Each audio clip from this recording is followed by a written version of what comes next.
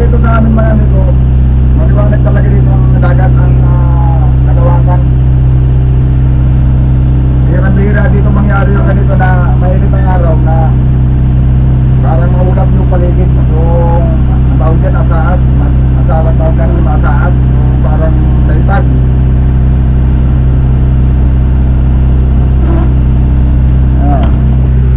Yung Pulilio Island dapat kita yan eh. Yung nadang bangka, passenger, laki-laki yan, pero pag tinignan parang anino lang. Ayan. Kalapit-lapit ang tabi pero parang medyo ano.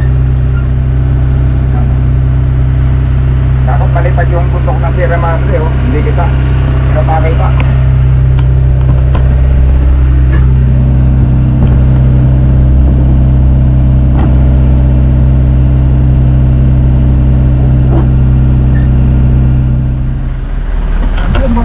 Napatigil kami. Abay, madulubog. Lakas naman lumibas. Laki naman ang bawas ano. Yung mga amigo natanggal yung tali sa ano, sa Buyakan na naputol, nagpas.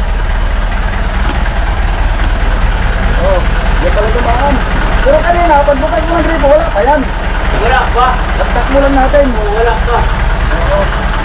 Lagtak mo natin, naputol. Sinigit ni tali. Kala ko may nakuta tayo.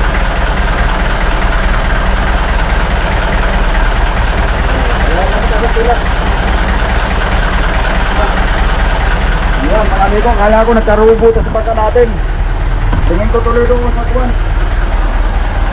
Ayun, lalo na dumumi yung ating kuwan. Kaya pala nawala na yung hirit. Mabigat na, may dalang na siyang tubig. Hindi na makatanap.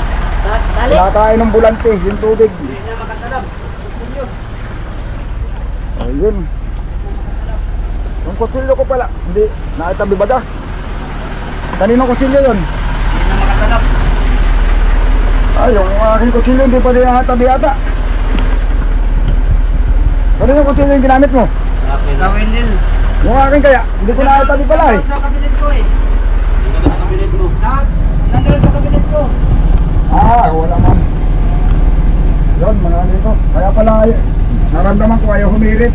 Parang namin, or yung pala nabibigatan na, gawa ng transmission, nakabutan natin. Pero hindi na napasok, gawa na hindi naman nakabot yung wheel seal. Yung flywheel niya napuno. Nabigatan na nga. Kaya kita naramdaman ko na hindi na nahirit yung makina. Pag hinirit mo, hindi na nahirit.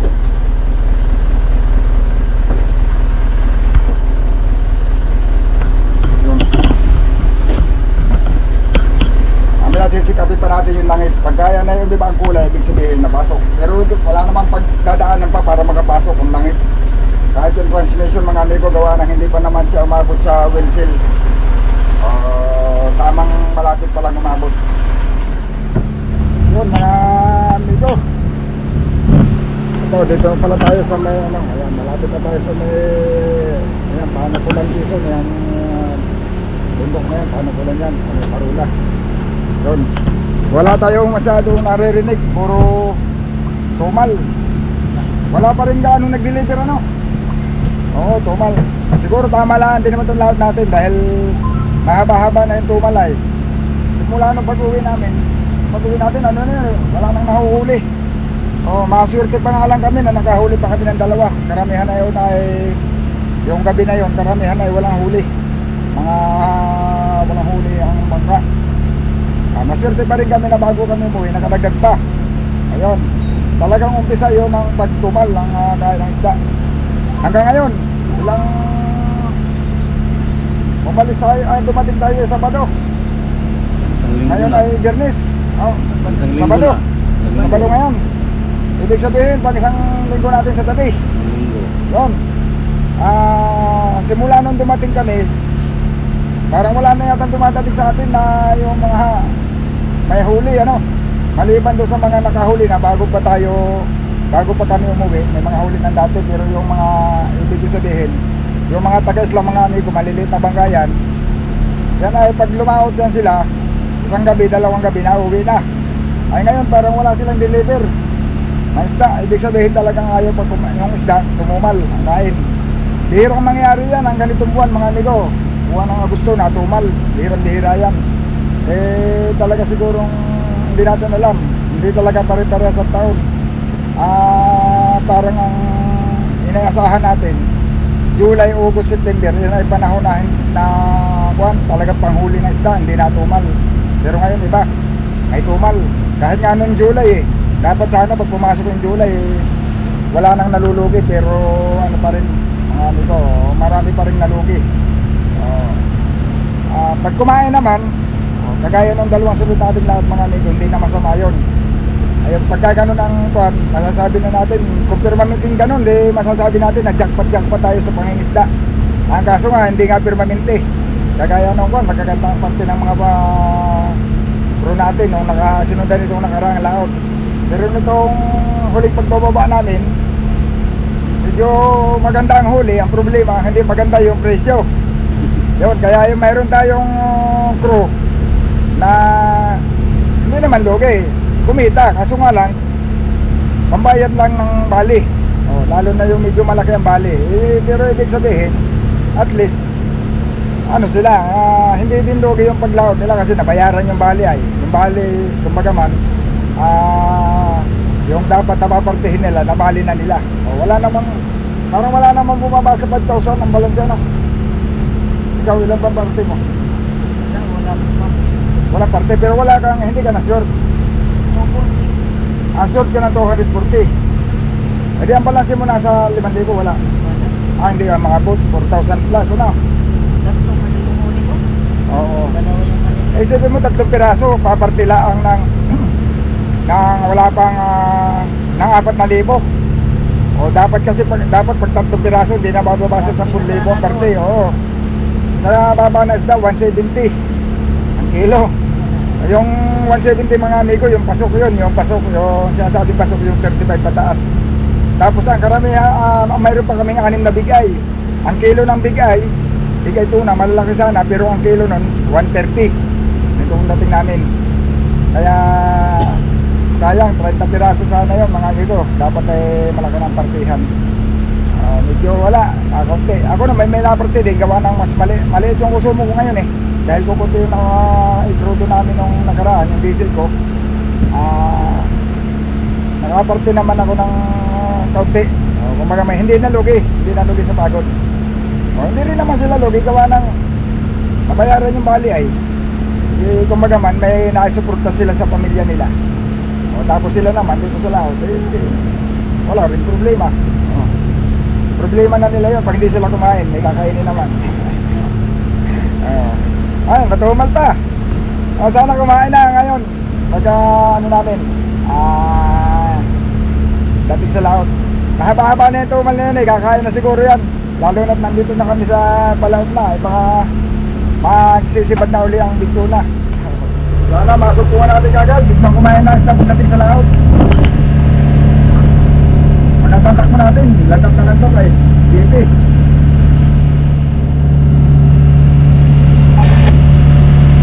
Yan o, mga ito. Andito tayo sa sabat na lang po ni Joylan. Ayan, nakikita nyo naman, nalagpas na tayo dyan sa sa may matong. Yan mga ito.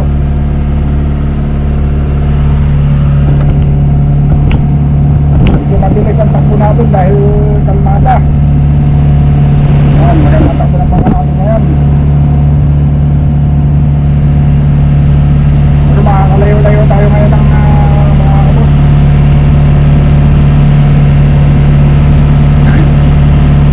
Basta hindi lang malakas ang agos mga amigo, baka makakatali ako ng bayaw. Dahil naabot naman, maaga pa. Alas 12 tayo lalagpas dito sa may sa may pati ng bumatong ngayon mga amigo. Ayan o,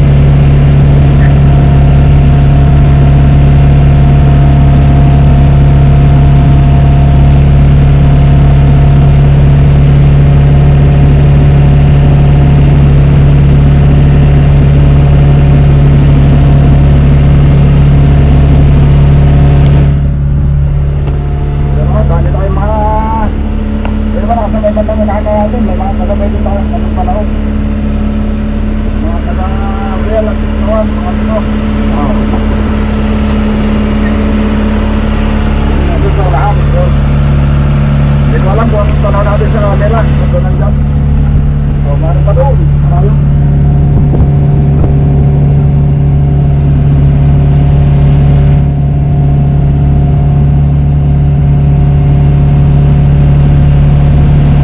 So, wala pa tayo namang palitang magandang kaya ng isda, sibat. Pero sana mga nito. Umpisa na ulit silang manginain. So, sige pa tuloy. Kahit mahaba-haba naman na yung pagtumal niya, makakakain na siya. Sana nga, para hindi kami matagal sa laot. At itong bahura na ito mga amigo, pag low tide, tumalabas ang mga bato nito, yan. Pero pag high tide, nakalubog niya sa tubig. Yan, mga bahura na yan. Hindi ko lang alam kung ganda sa video natin na yun, pumapasag yung alon. Pumapasag.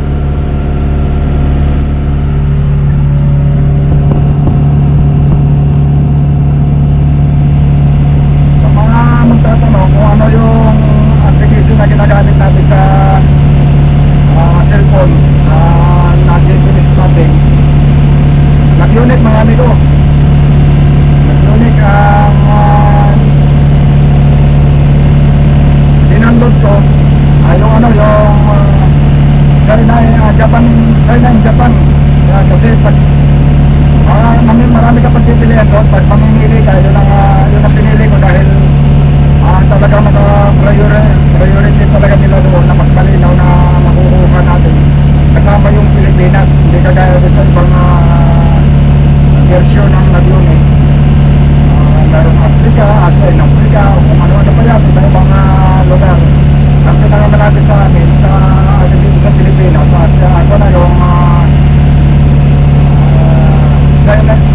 China and Japan. Yun. Talagang sagot yung Pilipinas na. At sabihin, pag yun ang dinanod mo, kaya mong palinawin yung mapa ng malinaw na malinaw. Yung kaya nito, pili mo palinawin. Kaso lang hindi ito na palinaw, mga ito, ayun o. Medyo labo pa siya.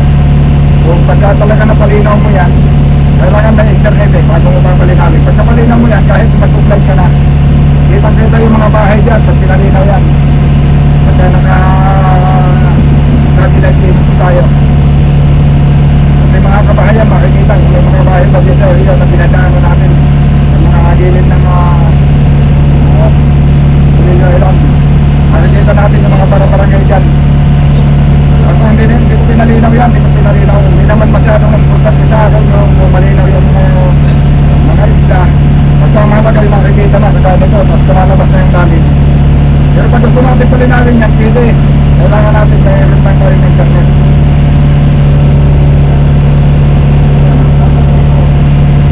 Importante alam natin pagka kalalim ang dinadaanan at saka kita yung bahura.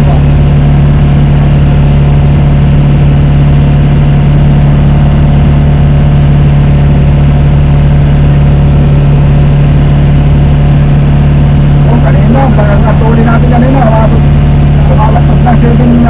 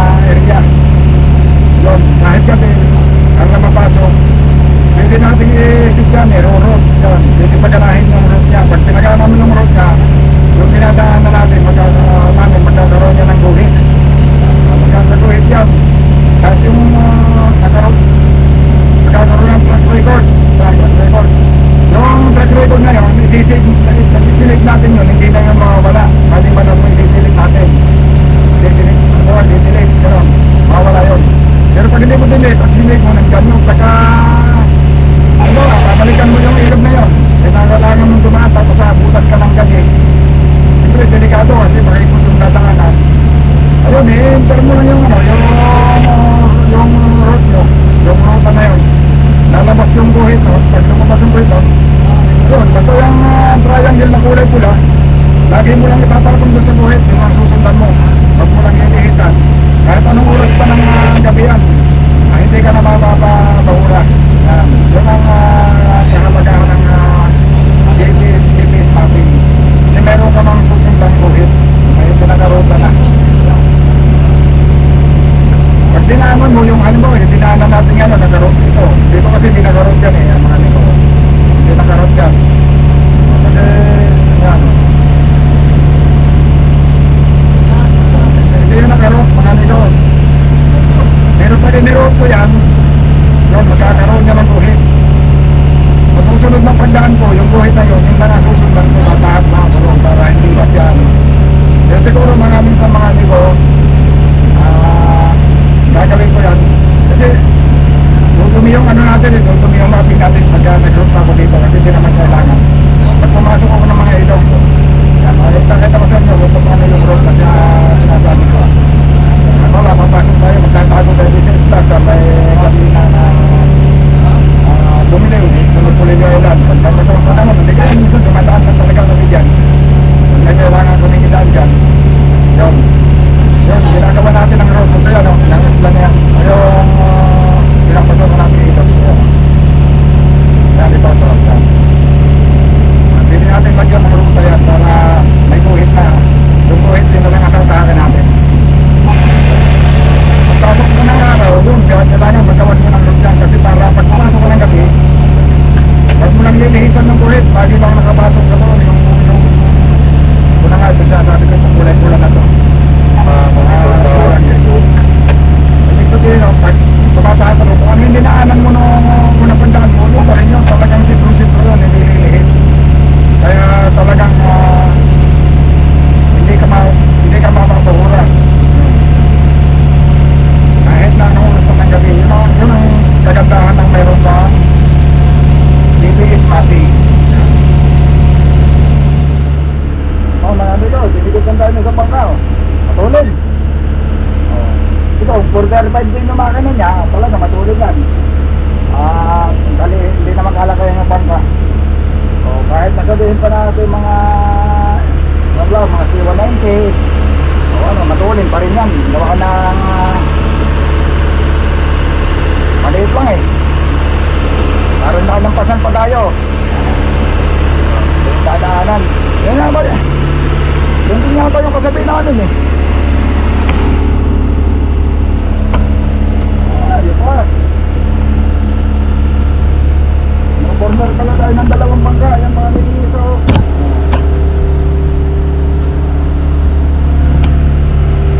Nagitnaan kami ng dalawang bangka.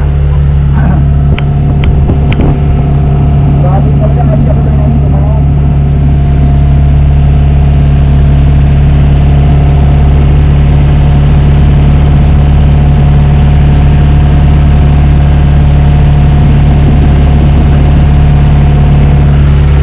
Pala mga amigo, minor lang minor lang takbo nila.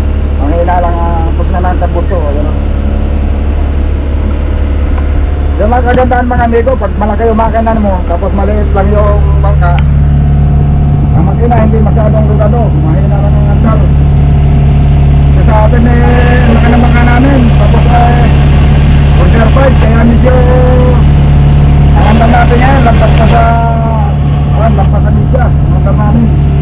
Bago yun, city naman ang speed, ayan, naka-city naman.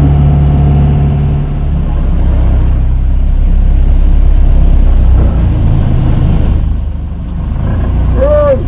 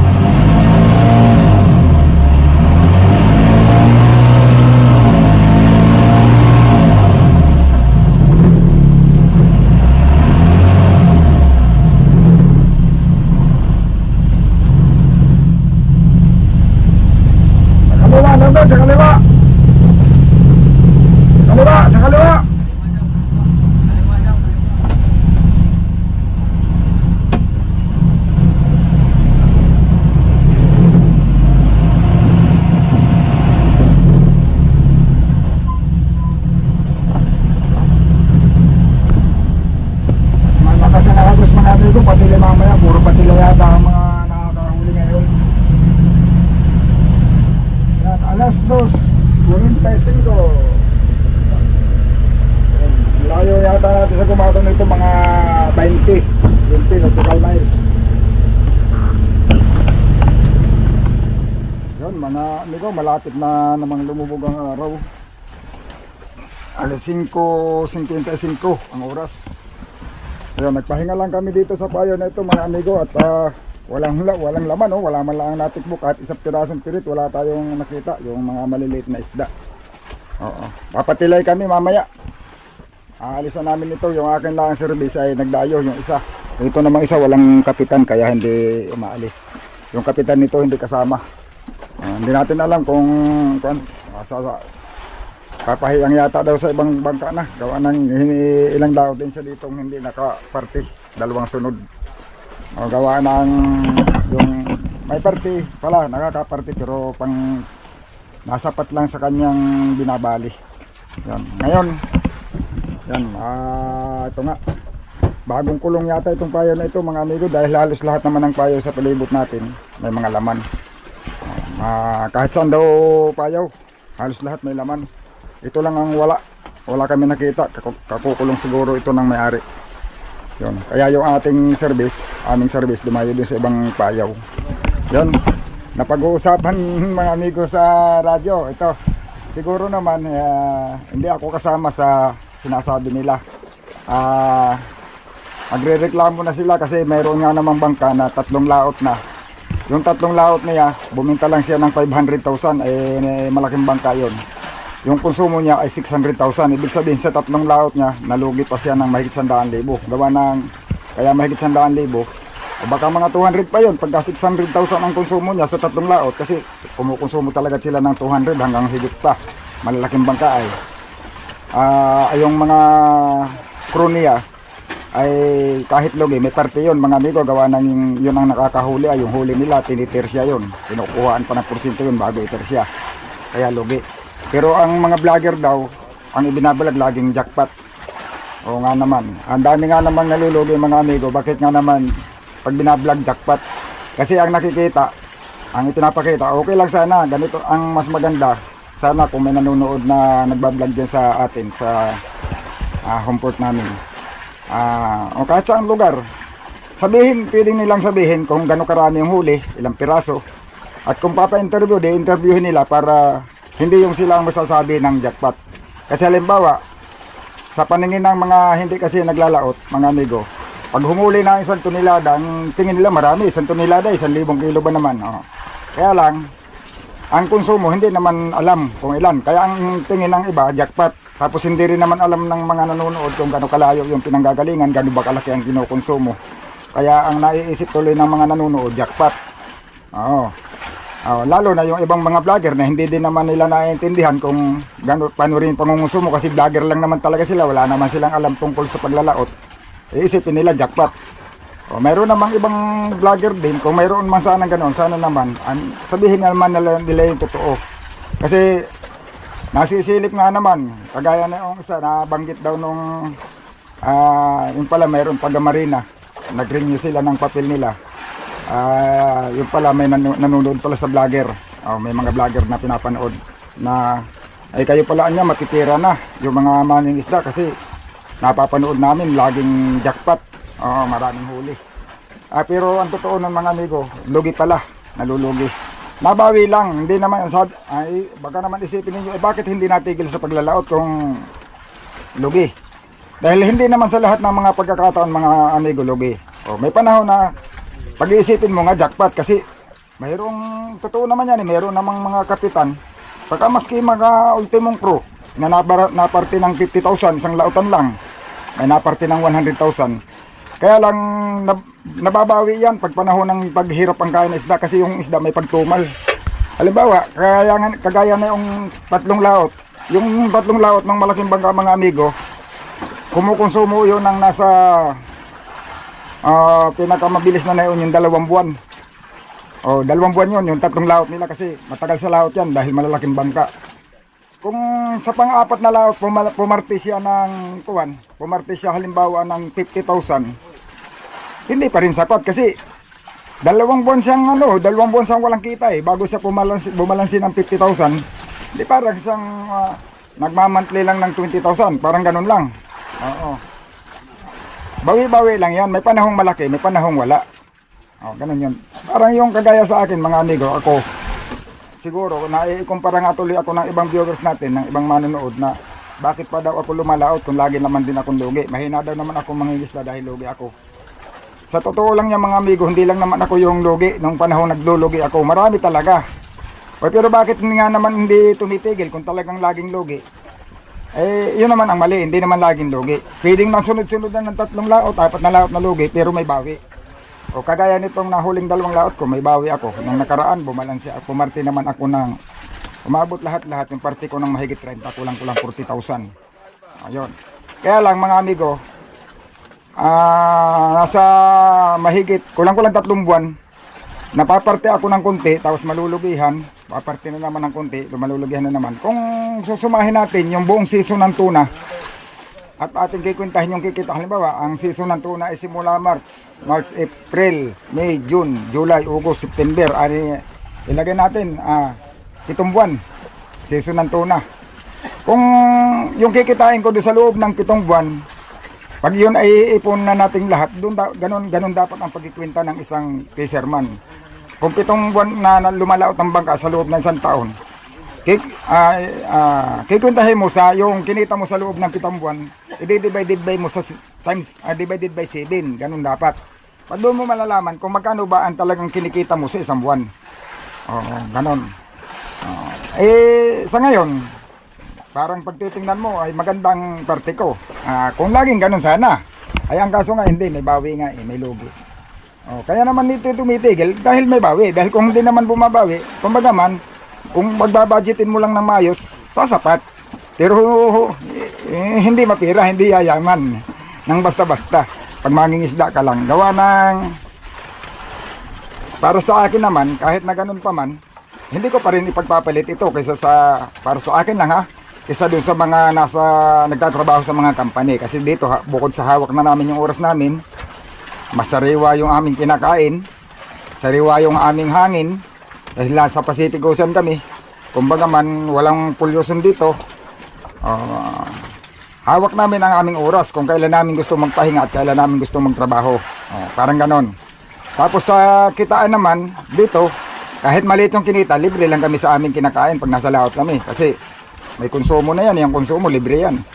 Yung lahat ng mga crew natin. Kumita hindi man, hindi ka magkakautang dahil wala ka namang pagbabayaran ditong bahay, wala kang babayaran ditong kuryente. Yung pamilya mo lang doon sa tabi, may sarili namang tirahan. Pagka nasa probinsya ka, hindi ka naman masyadong malaki ang gastos. Ganun lang yan, yun lang ang lamang namin. Pero kung sabihin na sobrang laki ng hanap ng mga mangingisda, sa totoo lang, kung tutuusin mga amigo, kontrolado nga kami ng mga kontrolado nga ang hanap namin ng mga, hindi natin alam kung sabi nga ng ibang viewers natin, hindi daw naman namura ang isda sa kanila. Baka kontrolado tayo ng mga negosyante. Pag marami yung huli, hindi naman tumalulugi kahit murahan namin ang bili. Hindi natin alam kasi hindi naman natin nasusuri lahat yan eh. Pwedeng mahal nga nilang naibibinta pero nabibili nila ng mas mura. Marami daw kami, marami namang isda kaya daw mura. Wala tayong magagawa kasi mura eh. Sila yung nasusunod sa presyo eh. Ngayon kung mahal dyan sa inyo, hindi natin alam kung bakit sa amin mura. Kung anong dahilan nila. Kung mahal doon sa mga namimili, karamihan nagko-comment kasi sa amin, hindi daw namura yung isda sa kanila eh, sa palengke. Hindi natin alam ang dahilan kung bakit ganun. Kasi ang isda naman namin mga amigo, ang alam, export. Pero parang may narinig na ako tungkol din sa mga export na yan eh, yung isda. Pag halimbawa may kontrata tayo sa export natin ng 2 taong kontrata na ganun ang bayaran sa export. Ang alam ko hanggat hindi na tatapos ang kontrata, yun talaga ang bayaran ng isda eh. Pero mayroon minsan kasi yung mga buyer may dahilan na ngayon anya kaya mura ang isda kasi marami anya ang kaning. Yung pag sinabing kaning, yung pag tinusok nila, hindi pasado yung laman. Kaya lang siyempre minsan, ang mga mangingisda nagtataka din. bakit kung marami ang isda, marami ang kaning? Pagka naman matumal ang isda, aba, wala naman silang nirereklamo na kaning. Yung sinasabing kaning, yung reject, hindi pwede sa pang-export. Kumbaga man ay pangit ang laman ng isda. Oo. Ibig sabihin pala, pag masibad ang isda, yung malakas kumain ng isda sa laot, ang isda mga payat. Kung kailan tuloy sila matakaw kumain, saka sila naging payat. Parang ganun pala yun. Ayun, wala tayong magagawa kasi sila naman ang nagtitis nun eh. Sila nag-i-export nun. Di natin alam kung totoo nga bang hindi pasado sa pang-export yung huli namin. O basta, kagaya ngayon mga amigo, murang isda. Marami kaming huli. Dapat sana, jajakpat kami. Kaya ang problema, mura. Kumbaga man, ang parte ko, regular lang. Yung ibang mga passenger natin, yung mga crew pala. Sa totoo lang mga amigo, yung tatlong huli dapat jackpot na. Dapat marami na silang parte. Pero iba, hindi naman, nakabawi lang sila sa lugi nila, sa bali.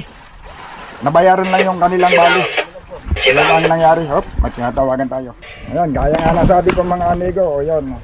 Ganun lang ang buhay ng mga mangingisda. Napapareklamo yung iba kasi bakit daw hindi sinasabi. Mayroong iba din naman na mismong maglalaot. Wala, pagka yung nalulugi sila, hindi na nila binibidyo yung mahina ang huli. Dapat, kasi siyempre nga naman, nakasubaybay ang tao, dapat alam ng tao kung ano talaga ang buhay ng isang mga mangingisda. Para sa akin lang, pero kung sa bagay, kung ang takbo talaga ng content nila ay tungkol lang doon sa kung paano manghuli ng isda,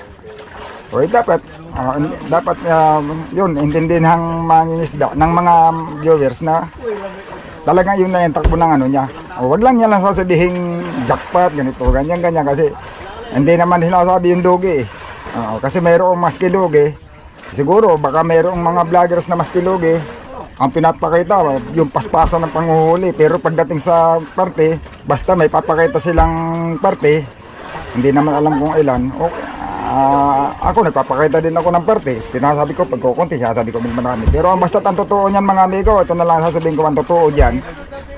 Lahat ng mangingisda, kung hindi man nyo napapanood sa vlogger na may nalulugi sila, basta lahat ng mangingisda nalulugi. May panahon talaga nga na sunod-sunod pa yung lugi. Minsan 5 sunod, 6 na sunod na hindi kumikita. Mayroong mga ganun talaga. Ako maski ako, hindi ako maniniwala na yung bangkang iyan ay hindi nakakatikim ng lugi. O kung hindi man maaari halimbawa, lumipas ang 1 taon kasi nangyayari sa akin na hindi nalugi. Pero mayroong panahon na halos tabla lang, hindi kumita. O lugi ka pa rin, lugi sa pagod. Hindi ka lang nalugi sa konsumo, pero lugi sa pagod. Wala kang kinita eh. Magkakautang ka pa rin doon. O ganun yun. Hindi talaga malilipas ang taon na ipagpalagay na hindi ka nalugi, pero mayroon kang laot na hindi ka kumita. Yan ang totoo niyan. Maaring may kinita kang malaki, nababawi din doon sa panahon na wala kang kinita. Ibig sabihin, parang kagaya na sinabi ko, ang pagkikwenta dyan, doon mo malalaman, hindi naman alam ng vlogger yun, kaya wala tayong magagawa. Siyempre, kung ano lang yung nakikita nila, yun lang ibagdag nila. Mayroong ano yan mga amigo, ang pagkikwenta talaga dyan, kung ikaw ay sa loob ng 7 buwan, sa season ng tuna, halimbawa, season ng tuna, March to September, katapusan. Kung ilang buwan yun, i-divide by mo, halimbawa 7 months, yung kinita mo sa loob ng 7 buwan, i-divided by mo sa 7, doon mo malalaman kung magkano ang kinikita mo sa loob ng 1 buwan. Parang sa tingin ko mga amigo, baka pinakamalaking kinikita ng isang mangingisda, yung kapitan, mga 20,000. Malaki na yon. Kasi may panahong malaki ang parte, may panahon namang walang parte. Isipin mo yung halimbawa kagaya ng anong malaking bangka na sinasabi ko, yung sinasabi niya ngayon, nag-uusap sila kanina sa radyo na yung 3 laot niya, bumenta lang sila ng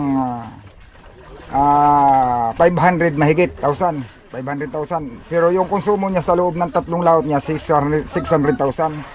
Doon sa 500,000, kukuha na, ipagpalagay natin na yung direct kwentada, 630-70. Yung 30,000, yung 30 mapupunta doon sa crew parte, yung 70 yun na mapupunta doon sa bangka. O yung 70% na yon lang ang makukuha mo doon sa 500,000. Yung 70% lang na 500,000 ang mapupunta doon sa may-ari ng bangka ay ang konsumo ay 600. Eh, di lugi pa. Yung mga tao kumita. Pero yung may-ari at saka yung kapitan, hindi kikita yun. Kasi yung may-ari at saka yung kapitan, doon sila magpaparte sa matitira. Doon sa konsumo at saka mapaparte ng crew nila. Kung walang natira, di wala sila papartin. Kung mayroon silang na lugi na hindi na lugi pa doon sa konsumo, ay may papartihin pa rin sila. Pero papartihin nila, hindi kita, lugi. Ganon. Babayaran pa rin nila yun bago sila pumarti uli. Yan. Ngayon, ang dami nagre-reklamo na sila daw malakaw na ang lugi. Pero mali yung sinasabi ng isang viewers natin. Pasensya na.